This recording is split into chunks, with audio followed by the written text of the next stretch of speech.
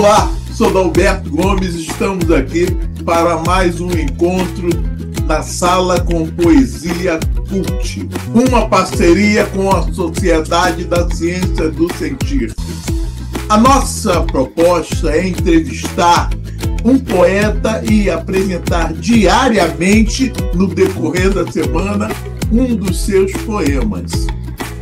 Olá, eu sou a Marisa Queiroz. Queria pedir a você que se inscreva no canal, curta, compartilhe, deixe seus comentários e que também ative o sininho. Isso nos ajuda muito a prosseguir com esse projeto. E siga-nos no Instagram. Obrigada. Obrigado.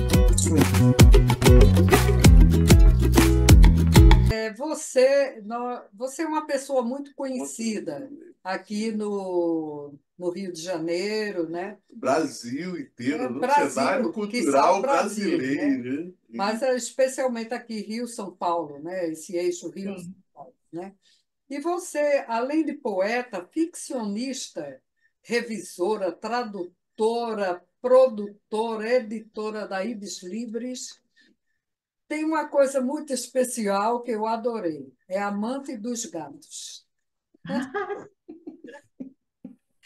E você sabe que aqui nesse set de gravação, a nossa produtora, a Beatriz Breves, ela também é amante de gatos. Tanto que os gatos ficam passeando por aqui. De vez em quando aparece um. Tá? Eu também tenho, os meus são 4, eu também tenho os meus passeando. Uma hora dessa pode aparecer um também, mas eles ficam E quietinhos. são 11. 11, nossa, aí é muito gato. É isso. Aí, Mas você sendo, né, essa poeta, ficcionista, produtora, editora, amante de gatos, eu gostaria que você falasse um pouco como começou a sua jornada como poeta e o que inspirou, não é, você a querer desenvolver esse teu lado poeta. Isso é uma pergunta que sempre me fazem. A poesia começou muito cedo para mim, quando eu tinha 8 anos de idade. No meu aniversário de 8 anos, minha mãe me chamou para ler um poema, Meus 8 anos, do Casimiro de Abreu, e disse: se um poeta escreveu um poema para os 8 anos de idade dele, é porque a idade que você está fazendo hoje é muito importante. E isso me marcou muito. E ela estava lendo um livrinho, porque era uma edição em miniatura das poesias completas do Casimiro de Abreu. E eu, como criança, vendo um livro pequenininho com um poema desses, ai que saudade que eu tenho da aurora da minha vida, né? Da minha infância querida, eu querendo entender qual a importância desse poema para esse poeta, aquilo me inoculou com a poesia. É como se eu tivesse sido batizada, como se eu tivesse tomado uma vacina, alguma coisa que me tomasse a partir daquele instante. E minha mãe, que era uma grande leitora de poesia, ela passou a ler poesia para mim, consistentemente. Ela gostava muito de poesia, então ela sempre lia. E sem querer, querendo, ela me transformou em poeta através do hábito da poesia, do hábito da leitura da poesia, porque ela desconfiou que eu fosse poeta. Eu fiz uma redação aos 7 anos, um pouco antes do meu aniversário, eu fiz uma redação sobre o Rei Arthur. E aí eu contei a história do Rei Arthur em 5 linhas. Nossa! Mamãe disse, tamanho poder de concisão só sendo poeta. Eu tenho um poeta em casa. Então eu vou alimentar de poesia. E começou a partir daí. E eu li tanta poesia, tanto em casa quanto na escola, até os 15 anos de idade, que aos 15 anos de idade eu decidi que o que eu queria escrever era poesia. Tamanha a força que a própria poesia fez na minha vida nesse período. Tudo que eu li. Muito interessante, Tereza. Tereza, a pergunta também tem mais ou menos. Você hoje, depois de tudo isso, você hoje é uma grande influenciadora, tá? no mundo literário nosso, carioca, e não só Rio de Janeiro. Agora, a pergunta é o inverso. E quais são suas principais influências literárias, tá, querida? E como também, quais os poetas e escritores que você mais admira, que você joga para frente? Vamos ver. Então, a primeira poeta foi Cecília Meirelles, porque a Cecília conseguiu me mostrar, através das suas palavras, o que era ver algo através delas. Foi ela Eu que te estava influenciou, né? Não, ela justamente mostrou num texto, porque ela sendo poeta, ela também escrevia crônicas, né? Ela também escrevia prosa. E o curioso é que a prosa da Cecília me mostrou uma imagem poética. Ela estava descrevendo uma pomba pousada no ar, num globo de louça azul, em que a louça ficava da mesma cor do céu. Então, a pomba parecia pousada no ar. Eu estava fazendo uma leitura silenciosa em sala de aula, aos 10 anos de idade, no quarto ano primário. E Dúvidas. quando eu li, eu levantei a cabeça e vi mentalmente a pomba pousada no ar. Foi a primeira vez que palavras produziram uma imagem, geraram uma imagem na minha mente. E aí eu entendi o que era poesia, nesse instante.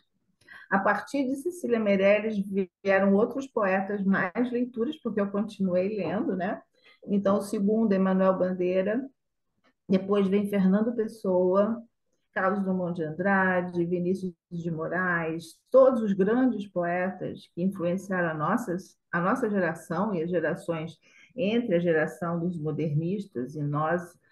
Eu já sou geração 80, né? Meu primeiro livro é de 1980. E a geração 60, que são os poetas como Roberto Piva, Cláudio Willer, Roberto Bicelli, grandes poetas que tiveram um contato direto comigo, porque essa geração anterior nos puxou. Olga Savary, Eunice Arruda, Neide Arcanjo. Então, são todos importantes para a minha formação. Foi como eu também já respondi em outras vezes que me perguntaram, esses poetas me formaram. É necessário ter poetas para nos trazer para aquilo que deve ser a poesia. A gente começa a escrever na intuição, mas tem que ser conduzido. E Hilda Hilst foi fundamental para mim, porque foi ela a primeira a ler meus poemas, graças à minha mãe também, de novo, né? E volta para minha mãe, porque ela era amiga de Hilda, desde o tempo de colégio, elas estudaram juntas no segundo grau. E aí, mamãe levou os meus poemas para a Hilda vaticinar se ela é poeta ou não. Eu quero saber a verdade, como se a Hilda fosse, né, uma gurua. E me diz aí, que a minha filha está brincando de escrever poesia ou ela está escrevendo poesia de verdade? E Hilda leu e disse: ela é poeta, sim. Deixa ela seguir sozinha o caminho dela, que ela chega lá. E a partir daí, mamãe disse: se Hilda disse que você é poeta, é porque você é. E ela falou isso, eu tinha 19 anos, eu não tinha a menor ideia do que fosse realmente ser poeta. Eu estava sendo poeta sem saber. Ah, graças. Mas é assim mesmo que acontece, né, É Tereza? assim mesmo que acontece, né? Era, ops, sou poeta. E você teve influências assim de peso, maravilhosa, né? Sim, sim. As influências, elas importaram muito. Foi um caminho palmilhado cheio de poetas. Eu parabenizo muito a você pelo resgate de alguns poetas que hoje vivem no limbo, né? Sim. Não são muito divulgados. Você agora, Então, na nossa gravação, você resgatou o nome de vários desses poetas. Parabéns. que são Mas importantes então, para como é mim. que acontece esse teu processo de escrita, não é? Como é que se dá essa... Tem algum tema recorrente, algum ritual que você segue para escrever? Ou acontece pura e simplesmente?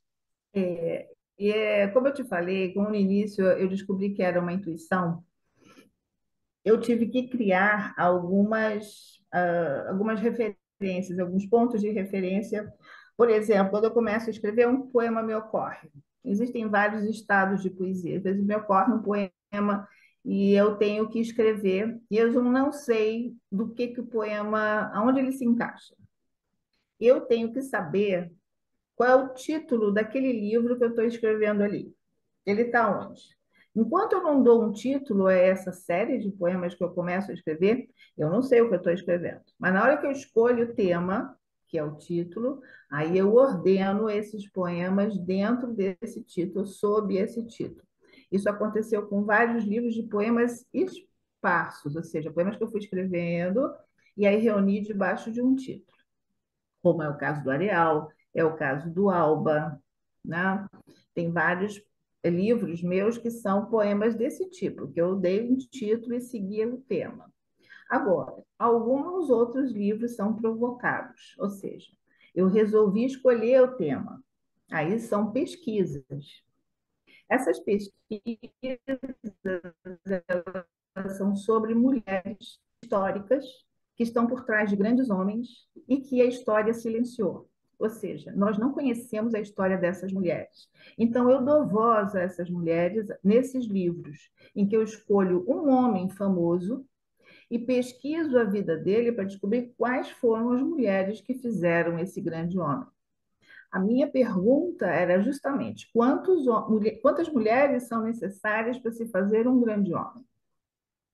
E aí eu conseguia descobrir na vida deles quantas mulheres o influenciaram. O primeiro que eu escrevi foi Marco Polo. Marco Polo e a Princesa Azul, eu passei 3 anos pesquisando para descobrir quantas mulheres houve na vida dele, ao longo da vida. E descobri que só tinha mulheres. Por quê? Ele foi para a China e para poder voltar da China, ele teve que trazer uma princesa.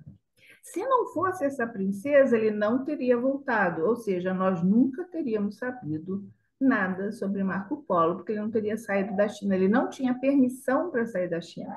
Mas graças à Princesa Azul, ele pôde trazê-la para se casar na Pérsia. Isso é uma história real. Eu não tive que inventar, mas eu escrevi sobre ela. E pouca gente conhece a verdadeira história de Marco Polo. Então, tem a imperatriz da China, teve a mulher dele, com quem ele se casou quando ele voltou a Veneza, que por acaso era uma filha de um mercador de Veneza. Ele teve 3 filhas, olha quantas mulheres, fora a mãe dele, que é a primeira, né? A mulher número 1. Então, o meu livro começou, Dalberto e Marisa, meu livro começou a ser escrito na rua. Eu estava no meio da rua, atravessando uma rua, Avenida Rio Branco, na altura da 7 de setembro, quando eu fui atacada pelo primeiro poema. Eu tive que correr assim, em diagonal, pegar um pedaço de papel numa lanchonete e escrever o primeiro poema. Senão eu ia perder esse poema. E qual era o poema? O poema não era uma mulher falando, porque isso já era a minha busca. Era ele se despedindo da mãe. Ah, que máximo, né? Mas, Muita Pedindo a sensibilidade. bênção para viajar. é, Tereza, querida, ouvindo seu relato, você é pródiga de criar esse relato, e como também na sua obra abranger, né, abranger esses grandes vultos literários. Leonardo e Luiza, não me engano, Capitu e os Sim, demais, né? Então sim. você é muito, muito assim. Condizente a usar esses grandes vultos da nossa literatura. A pergunta é essa, né? Qual é o tema e o tópico recorrente, no caso, não só na poesia, como você explicou na sua obra literária, e como também se existe algum assunto particular que você também gostaria de explorar e que você gosta de explorar. Por favor. Olha, já me disseram que o meu tema recorrente é o amor. Então, eu tenho como se fosse um longo poema amoroso para alguém que eu não sei quem é. Não sei quem é porque eu venho escrevendo isso desde o início, né? São sempre poemas de amor e, na verdade, são trechos de diálogos é a minha parte do diálogo. É como se eu ouvisse alguma coisa e respondesse a esse impulso do amor. Quando eu escrevi a minha peça de teatro, a Breve Anunciação, eles são poemas que se tornaram diálogos. Eu tinha escrito uma série de poemas e quando eu percebi, havia uma conversa entre os poemas. Eu só tive que determinar quem era o homem e quem era a mulher, a fala de quem era. Eu tive que descobrir isso e levei alguns anos escrevendo. E quando a peça foi montada aqui em Niterói, em 2013, dirigida pelo João Correia, com o João Cândido, com o Jean Cândido e a Helena Raman, todo mundo ficava embevecido durante uma hora ouvindo aquele diálogo poético, amoroso sobre a sedução, porque não sabia onde a conversa ia levar, e justamente aquilo ia fluindo, aquele diálogo sobre o amor. Então, esse é o meu tema principal. E mesmo nos poemas de Marco Polo, os poemas de Odisseus, que é Ulisses, os poemas das Liras de Marília, que é o diálogo com Tomás Antônio Gonzaga, que eu fiz em 2013 também, todos eles tratam do amor. O amor tido, negado, lembrado, havido. Muitos poemas meus falam disso. Isso é uma constante. Se não fala, e é como Shakespeare, né? O Shakespeare escreveu 154 sonetos e 101 são sobre o amor. Então, eu e Shakespeare estamos no mesmo lugar, mais ou menos, né? O tema, Criando isso. o tema é maravilhoso, Muito porque diz rico, né? respeito à humanidade, né? Isso. O amor. E a busca do amor é a senda maior do ser humano, amar e ser amado. Exatamente. Mas eu queria Exatamente. saber o seguinte, Tereza. Hum. Os poetas, eles, em determinados momentos, eles têm assim uma espécie de como chamar, bloqueios na hora de escrever, né? Bloqueios criativos ou então lidam muito mal com a crítica. Como é Sim. que acontece com você? E também o que é que você faz para poder superar, se for o caso? Aham. Teve época, depois que eu cheguei aqui no Rio de Janeiro em 99, eu escrevia poesia todos os dias. Todo dia eu escrevia pelo menos um poema. São os chamados poemeiros, aqueles poemas que eu mandava por e-mail.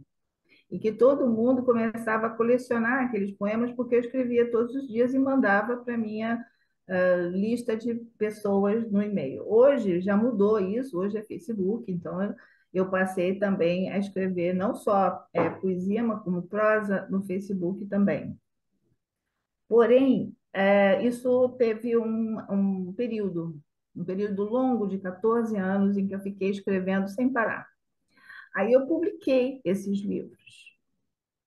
Só que o que acontece? Você ou espera o momento de escrever e aceita o que tiver vindo, né? E também, como o mar, como as enchentes e as vazantes, né? O mar cheio, e quando o mar está em baixa, e a lua também muda, existem momentos que a gente para de escrever. A gente tem que esperar uma outra estação, um outro momento de escrita. Não adianta lutar contra isso, porque é contra a natureza, né? A natureza de terra cheia e a vazante. Você tem que estar sabendo dentro de você o que está acontecendo. Então, o segredo é não parar de ler. Se você continua lendo, você vai alimentar de novo essa fonte que parece que secou. Mas ela não está seca, ela está no momento de retiro, de reclusão. Ela precisa se refazer.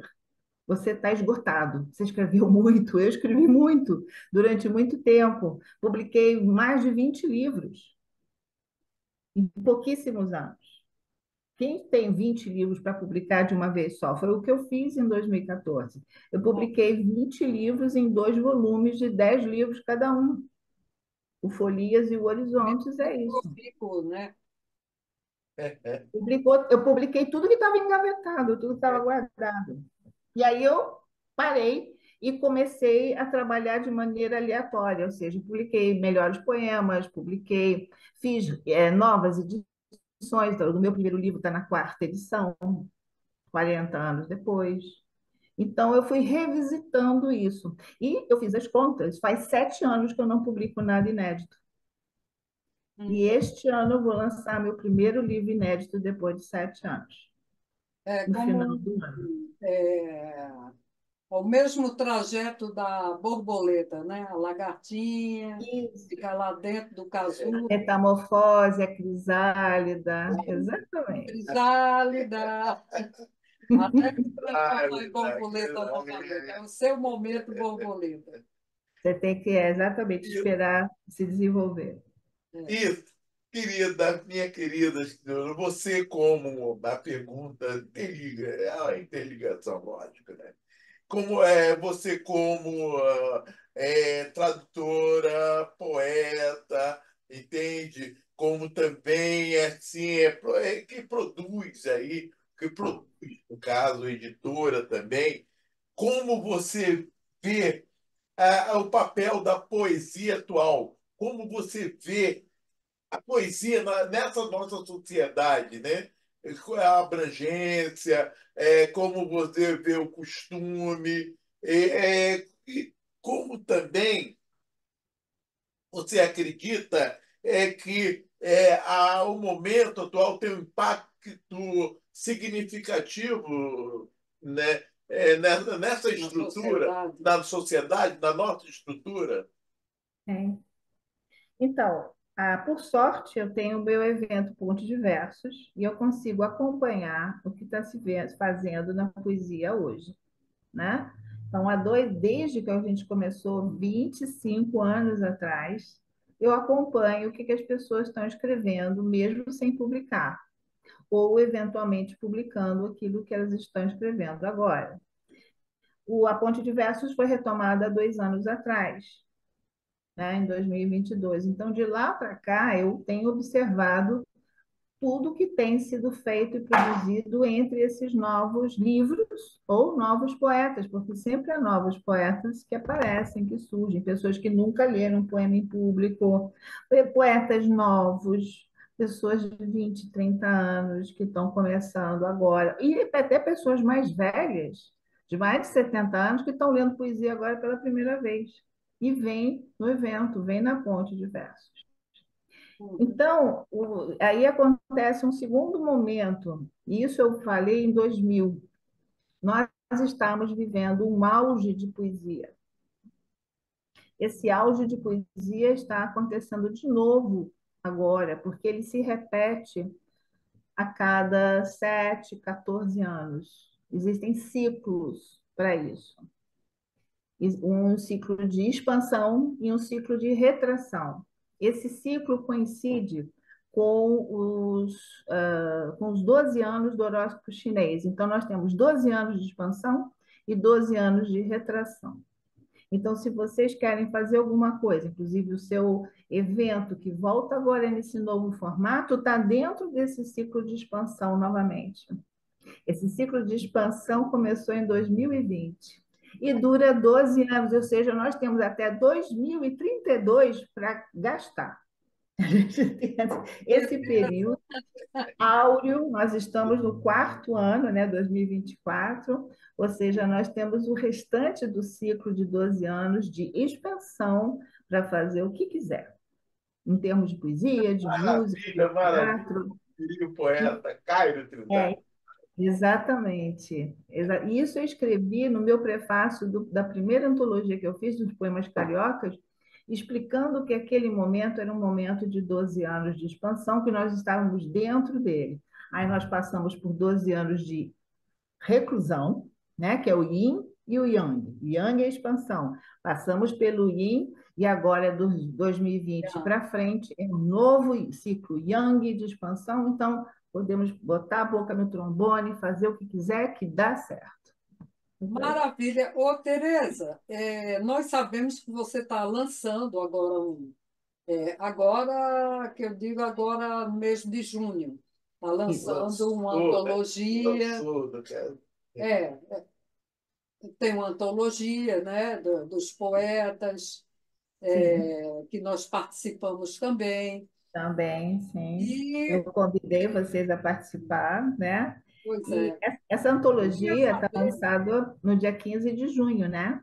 15 15 de de junho junho. nós temos um encontro, né? We have a date, como a gente fala. Nós temos um encontro no sábado, 15 de junho, às 15 horas, na Livraria Blux de Botafogo, que é onde acontece a Ponte de Versos, o lançamento de 25 anos de Ponte no dia 15 de junho, que é o dia da Ponte de Versos no calendário oficial da cidade do Rio de Janeiro. Nós ganhamos esse dia. Então, todo dia 15 é o dia da ponte. A Que, gente ganhou esse reconhecimento justamente por ter 25 anos que o evento acontece. E é, ele só continuou acontecendo porque eu encarei, né? Eu encarei lá atrás, quando todo mundo me deixou sozinha, ninguém mais queria coordenar nada. E aí eu falei, ou eu desisto, ou eu continuo. Eu preferi continuar. E é, fez continuei, muito bem continuar, eu né? mantive o evento na livraria, até a livraria da Conde fechar. Mas eu sei que você tem outros planos para o futuro, e um deles eu ouvi falar que é sobre um livro sobre Raul Seixas. Ah, sim. Eu queria Aí que já é você editora. falasse um pouquinho sobre isso. Então, o livro do Raul Seixas, o ano passado eu conheci a Tânia Mina Barreto, que foi a terceira mulher de Raul. E ela escreveu uma autobiografia em que ela conta a vida dela antes e depois de Raul. Quer dizer, a vida dela já era uma loucura. Ela já era uma pessoa sintonizada numa pessoa como Raul. Então, quando eles se conheceram, foi uma paixão fulminante. Eles se encontraram e logo ficaram juntos, né? E o Raul trocava de mulher assim instantaneamente. Ele desistia do que ele estava e passava a viver com outra. Ele não tinha momentos entre um relacionamento e outro. Quando ele passou para a Kika, foi a mesma coisa. Ele estava saindo fora da Tânia, já estava com a Kika. Ele passava, trocava de mulher assim. Era o jeito dele, né? Mas essa paixão dela, ela conta no livro que foi um homem que ela amou muito. Foi como se fosse o grande amor da vida dela, embora tenha se casado depois e tivesse a vida dela continuou depois do Raul. E ela se separou dele, e ele ficou com a Kika, e ela foi morar nos Estados Unidos, ela casou com um americano, então a vida dela continuou. Só que isso é que ela está contando porque ela foi meio que apagada da história da vida do Raul Seixas. Então ela precisa contar a vida dela para ela dizer que ela fez parte. E ela era cantora e compositora junto com ele. Ela fez várias músicas com ele, letra e música. Olha, que Então ela também era parceira musical, além de esposa. E foi um relacionamento que durou 8 anos. 8 anos é bastante tempo, dá para fazer muita coisa. Mas só que eles não tiveram filhos. hum, Fizeram músicas, mas não tiveram filhos. Ele tem filhos com outras mulheres, com 3 outras mulheres. uhum, E a história do Raul é uma loucura, né? aham. E ela conta verdades dela, coisas que ela assistiu, coisas que ela vivenciou e que nem todo mundo sabe. Então, é uma revelação, é um livro revelação sobre Raul e sobre ela. Ela abre o coração ali para falar dela e de Raul. Isso é a versão dela, que geralmente Sim, a versão que nós estamos da Lábios, né? da Seixa, né? A terceira sim, mulher dele, né? Que é casada com o músico Arnaldo Brandão. Aí sim, agora, mas a Kika justamente veio depois da Tânia e como ela viajou, ela casou com um americano e foi para os Estados Unidos, era fácil de esquecê-la, né? Não estava ali presente para continuar chamando atenção. Ela foi meio que apagada do cenário porque ela não estava aqui. que história vai ser, pô, vai É ser sensacional. Vou esperar logo. E vai ser lançado em agosto, dia Estou 9 de curiosa. agosto, já está marcado o lançamento do livro Pagando Brabo, né, a história de Tânia e Raul Seixas. Olha, o título é O título é o nome de uma música que os dois fizeram juntos, o Pagando Brabo. é isso. Minha querida poeta, olha só, Tereza, nós já estamos nos momentos finais, né, da nossa entrevista aqui na Sala com Poesia Cult, e a pergunta vem assim, é o seguinte: que conselho, é fatal, né? Que conselho você daria, tá, para os novos, né, iniciantes, os neófitos nessa arte de poetar, nessa arte, né, como eles deveriam iniciar a sua jornada, né? Que conselho você daria a essa nossa Juventude, né? Oxe, juventude, casta, Juventude, que vem até por aí. Qual o conselho? juventude até Existe 30 anos. essa nova geração, né? Existe uma É nova isso, geração de poetas e sempre surge uma nova geração de poetas a cada 20 anos. nós precisamos. Eu assisti a geração 00 aparecer, existe uma nova geração 2020, né? E estamos caminhando para a próxima geração, que é 2040. Cada 20 anos surge uma nova geração de Ah, poetas. interessante, eu não Aleluia. sabia disso. É. Olha, Isso é uma tese que não é minha, de Pedro Lira, ele escreveu sobre isso e Ah, mostrou que a cada 20 anos a poesia se renova, trazendo novos poetas à cena eu literária, né? E sensacional. Pedro Lira foi um crítico muito importante, um poeta e professor de literatura muito importante, que trouxe essa visão. E eu concordo com ele, porque eu faço parte da geração 80, e a geração 00, a geração 2000, é isso, 20 anos depois, né? várias, né? Exatamente. Sabe, cada 20 anos. Então, eu vi a geração 00, estou vendo a geração 20, agora, a 2020. Isso. O conselho básico é: leiam poesia, convivam com poetas, vão aonde a poesia está. Vão até onde a poesia está. Se a poesia estiver na rua, é na rua. Se estiver lá na Ponte de Versos, vai ser na Ponte de Versos. Se for no grupo Poesia Simplesmente, vai aonde a poesia estiver. Maravilha. Leia os seus poemas, ouça a poesia falando com você, escreva, exercite isso muito tempo, bastante. Se não gostar, não importa, pode refazer. Leia Drummond, leia Manuel Bandeira, Mário de Andrade, Fernando Pessoa, Cecília Meirelles, todos são grandes mestres de poesia. É, não Pode é- ler prosa também, que não faz mal, não ofende ninguém. Eu só descobri que eu era poeta lendo Clarice Lispector. Clarice Lispector foi, para mim, pedra fundamental. Para mim, eu descobri que o que eu queria escrever não era prosa.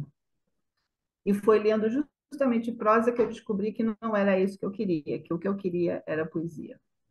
E eu lendo esse livro, uma aprendizagem, o Livro dos Prazeres de Clarice Lispector, eu descobri a poesia de Clarice, a poesia dentro da leitura dela, né, do texto dela. Então, os poetas de hoje têm que ler muito, escrever tudo o que tiver que escrever e conviver com os antigos, os novos poetas, poesia sempre. Como diz a nossa querida Laura Esteves, poesia cada vez mais, sempre. Cada vez. Grande Tereza, irmã, muito poesia cada vez obrigada, mais. muito obrigada mesmo Sim, pela sua participação. muito mesmo. Infelizmente, a gente tem que terminar, mas gostaríamos de estar aqui escutando você muito, muito mais, porque você É é muito muito mais. rica, não é? E no sentido literário, Obrigada. poesia, tudo mais. Muito obrigada. E lembrando a todos que a Tereza vai estar conosco, tanto no Instagram quanto no YouTube, com um poema por dia, durante a semana. Não É verdade. percam, porque vai valer muito a pena. Vale a minha noite. Muito Querida, obrigada, muito querida. obrigado pela tua participação, pela sua informação. Foi muito relevante, tá? Para a nova juventude, eu adorei as suas respostas. É muito gratificante Eu ouvi-la. acho que a única coisa que eu nunca desisti na vida foi da poesia, porque a Isso, poesia nunca desistiu de mim. isso, de uma verdadeira amante da poesia.